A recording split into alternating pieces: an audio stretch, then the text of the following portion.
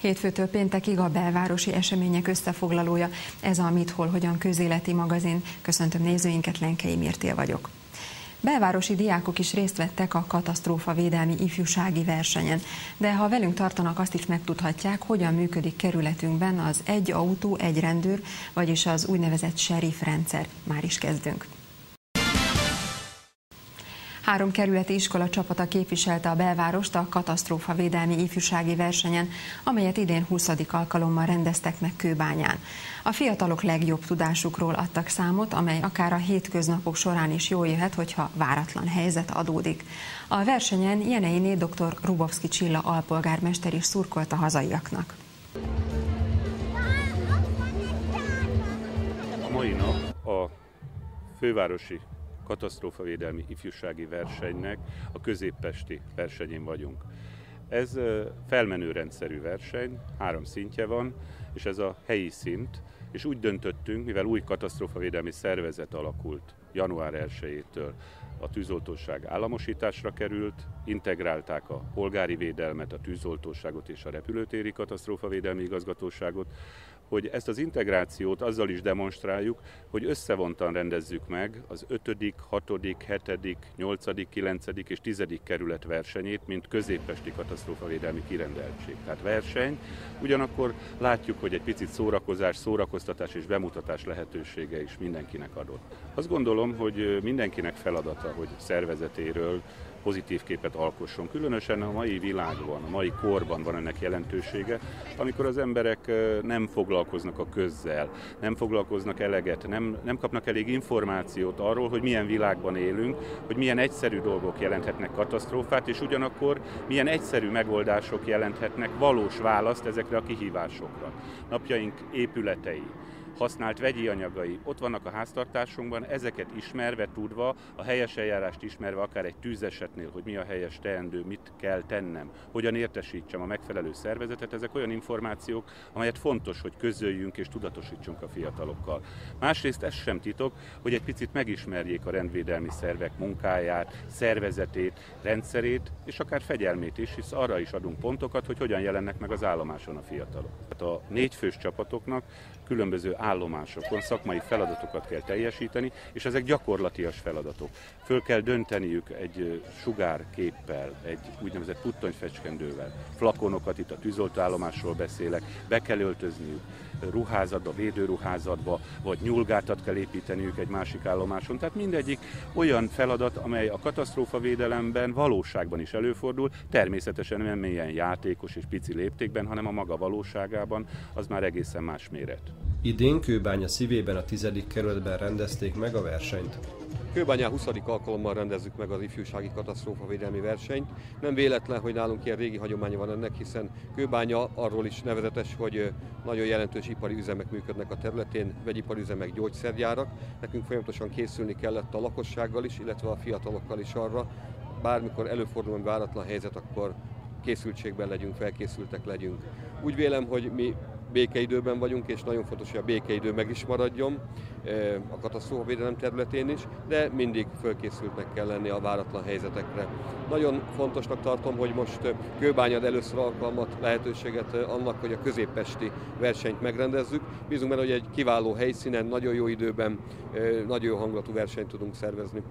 Nagyon sokan jöttek, 6 kerületből 54 csapat, ez már önmagában siker. Úgy vélem, hogy nagyon sokat fognak tanulni a gyerekek a verseny során, ez is siker. A szervezőknek pedig külön gratulálunk, hiszen a napsütéses időt is meghozták. A belvárosi önkormányzat is támogatta a rendezvényt. Ez egy kulcskérdés, hogy a gyerekeink minél előbb, akár már általános iskolába is, megismerkedjenek azzal, hogy ha egy katasztrófadalmi helyzet van, akkor a lehetőségeik szerint mennyiben tudjanak segíteni, hisz egy jól működő társadalom alapja a polgári részvétel az ilyen esetekben, és az 5. kerületi önkormányzat egyébként erre kifejezetten szeretne hangsúlyt is építeni.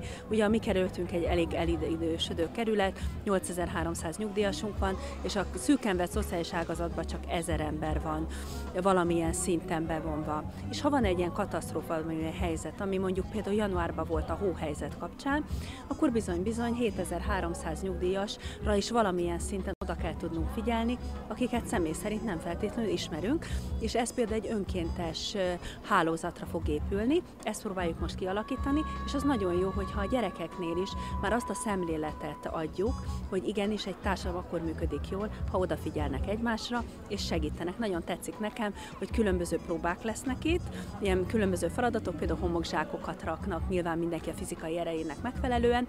Azt gondolom, hogy igenis tanulják meg, hogy ilyen esetben egy társadalomban össze kell fogni. Az önkormányzat anyagilag is támogatta 300 000 forinttal ezt a rendezvényt, és természetesen minden iskolán képviselteti magát egy csapattal. Ez nem csak az önkormányzati fenntartású iskolákat jelenti, hanem akár a Szantusz szakközépiskola, vagy akár a Vard Mária, tehát hála Istennek mind a kerületben működő 7 iskola egy-egy csapatot így kiállított, és itt vannak, és reméljük, hogy fognak azért nyerni is. Bár ugye nyilván ezt ma még nem tudjuk. Úgy, egyenesen végig. Figyelj, hogy egy középen megy. Úgy, jó, nagy lépésekben. Állj, balra. A vetélkedőn a belvárosi csapatok is igen jól teljesítettek. A mai napon részt vettünk polgárvédelmi elméleti teszten. Ugye ez egy ilyen tesztes volt, hogy el kellett mondani bizonyos kérdésekre, válaszolni kellett, ilyen ide vonatkozó jogszabályok és törvények, illetve egy kimenekítési csomagot kellett összeállítani, hogy mi az a 13 dolog, amit érdemes bepakolni, ugye maximum 20 kg súlyú csomagba.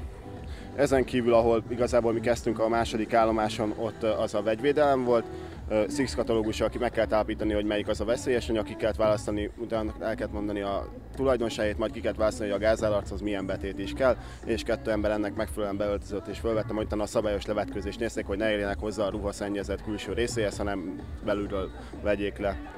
Utána az elsősegélynyújtási alapismereteken voltunk, ahol 2 sérültet kellett ellátni, akiknél észre kellett venni, hogy törésük van, karcolás, illetve az egyik embernek egy ilyen enyhe 5 perces amnéziája, mert karate balesetet szimuláltak, amiben az egyik megrúgta a másikat, akinek letört lába, az meg leütötte, és őket kellett ellátni, megnyugtatni őket, mentőt hívni hozzájuk. A csapat alapvetően nagyon jól szerepelt.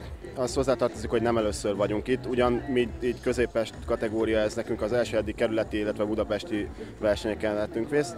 Ez annyiból jobb, mint a kerületi, hogy komolyabbak a feladatok, tehát nekünk is egy több pluszt ad, de alapvetően nyugalmat ad inkább, hogyha valahol találkozunk egy ilyen szituációval, akkor ez itt úgy le van modellezve, élethűen, hogy nem fog az ember sikítva elrohanni az utca másik felébe, hanem lehetőség szerint, ha tud, akkor segít. Az általános iskolások versenyét a Váci utcai énekzene iskola csapata nyerte meg, második lett a Hild 2-es csapata, harmadik pedig a Hild 1-es csapata. Középiskolások vetélkedőjét a Szántoszosok nyerték, második pedig az ELTE gimnáziumának csapata lett. A 2 első helyezett csapat április 26-án a fővárosi versenyen mutathatja be tudását.